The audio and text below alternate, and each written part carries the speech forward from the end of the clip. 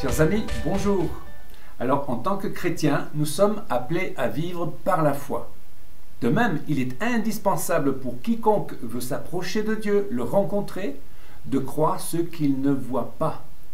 Les plus intelligents des hommes, les scientifiques athées qui sont de l'univers pour découvrir le mystère de la création, n'arriveront qu'à une chose, à savoir qu'il y a un commencement, le fameux Big Bang, mais sans pouvoir admettre qu'il y a un Dieu qui soit à l'origine du monde. Leur raison même refuse l'option de la foi. Hébreux 11 nous donne des clés pour déterminer ce que désigne la foi biblique. Par exemple, il faut avoir la foi pour croire que Dieu a créé le monde à partir de rien, en fait, par la parole. Hébreux 11, 3. Par la foi, nous comprenons que les mondes ont été encadrés par la parole de Dieu, de sorte que les choses qui se voient ne sont pas faites de choses qui se voient. La parole créatrice. Cette traduction du verset 3 de Hébreux 11 nous provient de la traduction du roi Jacques, la version King James. Les traducteurs de la Bible du XVIIe siècle ont écrit « Les mondes ont été encadrés par la parole de Dieu ». Encadrer signifie créer, meubler, équiper et préparer pour un usage ou un but. Non seulement Dieu a formé le monde entier et tout ce qu'il contient à partir de rien, il appelle à l'existence ce qui n'existe pas, mais il l'a fait simplement en parlant.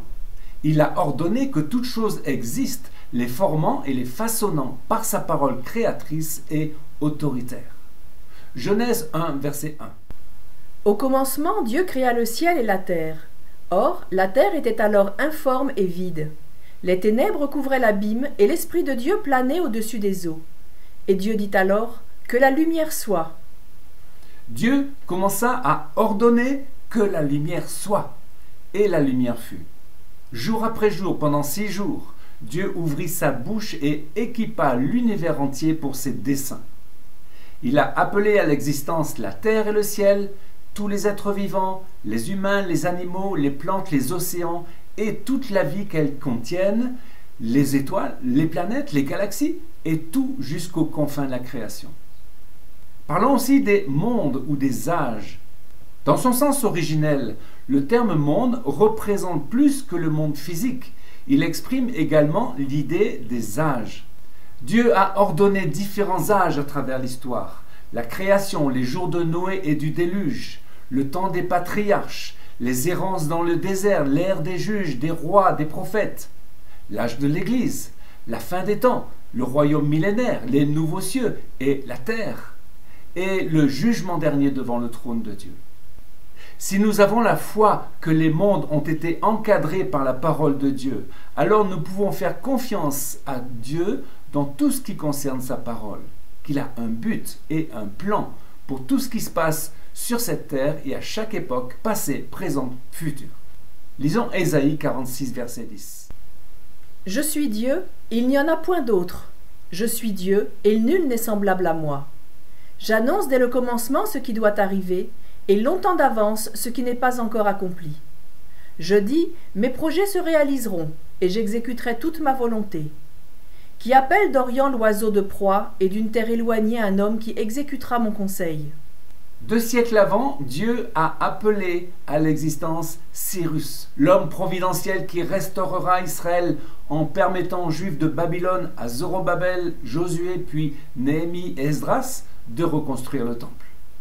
Quelle folie! Mais c'est la folie de Dieu, de croire que Dieu transcende le temps et l'espace. La foi est une folie pour l'homme naturel, de même la croix. Lisons 1 Corinthiens 1, 18. Car la prédication de la croix est une folie pour ceux qui périssent. Mais pour nous qui sommes sauvés, elle est une puissance de Dieu. Aussi est-il écrit, « Je détruirai la sagesse des sages, j'anéantirai l'intelligence des intelligents. » La foi qui reconnaît que les mondes ont été encadrés par la parole de Dieu est le genre de foi qui reconnaît la puissance illimitée de Dieu. Le Dieu qui a tout créé à partir de rien est tout puissant. Il se révèle lui-même et son incroyable puissance à travers sa création. La Torah en 2 paroles.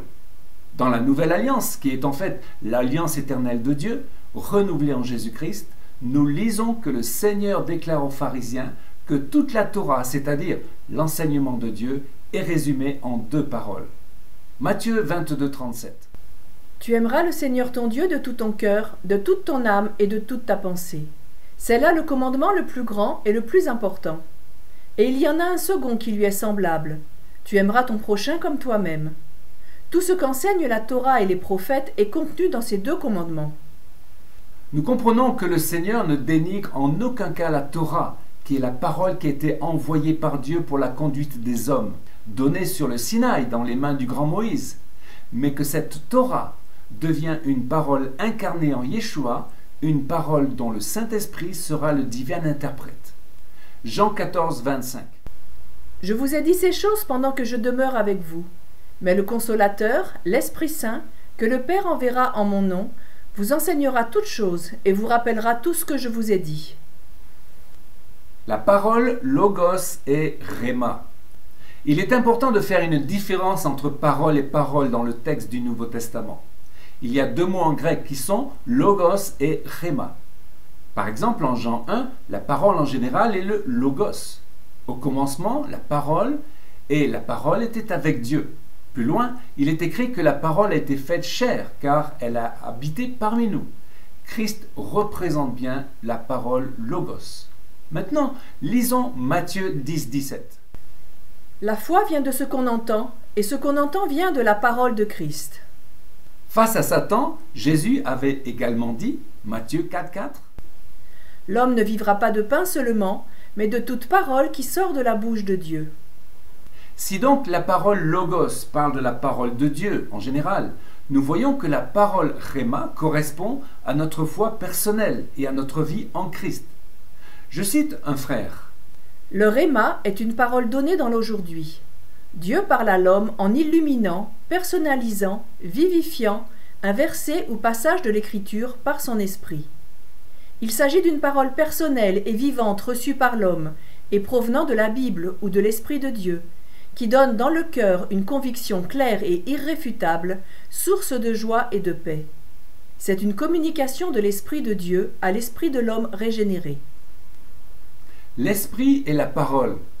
Chers amis, si le chrétien régénéré vit par l'Esprit qui est notre enseignant, notre guide, nous ne devons pas oublier que la foi est fondée sur la parole de Dieu, Rhéma, une parole vivante et personnalisée. Il ne suffit pas de lire la Bible logos, l'étudier ou même la disséquer pour être un chrétien né de nouveau. Toute parole de Dieu tirée de la Bible, que nous croyons être la parole divine, doit avoir un impact sur nos vies lorsque cette parole est illuminée par l'Esprit de Dieu. C'est la parole Rhéma qui nous parle pour la vie de tous les jours. C'est par une prédication Rhéma que nous sommes édifiés, pas par un sermon tiré d'un tiroir. Nous avons besoin d'une nourriture fraîche qui parle au cœur, non à l'intellect. Une parole qui nous corrige et nous édifie. C'est exactement le sens de la parole prophétique qui a comme seul but l'encouragement, l'exhortation et l'édification. Nous constatons hélas que l'Église en général s'est contentée d'une parole théologique intellectuelle. Cette connaissance, comme dit Paul, c'est la lettre qui tue. Cette connaissance, c'est le fruit de l'orgueil de l'homme, qui devient alors religieux. Nous devons dépasser l'Église des dénominations qui s'est enfermée jusque-là dans des vérités qui se sont sclérosées. Le réveil que nous voyons à Asbury College dans le Kentucky depuis le 8 février dernier n'est issu d'aucune dénomination et le fruit d'aucun ministère. Prions que le Seigneur nous envoie cette nourriture fraîche. Mais n'oublions pas que l'immersion dans la parole de Dieu est une clé afin que l'Esprit nous illumine. Amen. Chers amis, à une prochaine fois pour une nouvelle vidéo en direct de Jérusalem.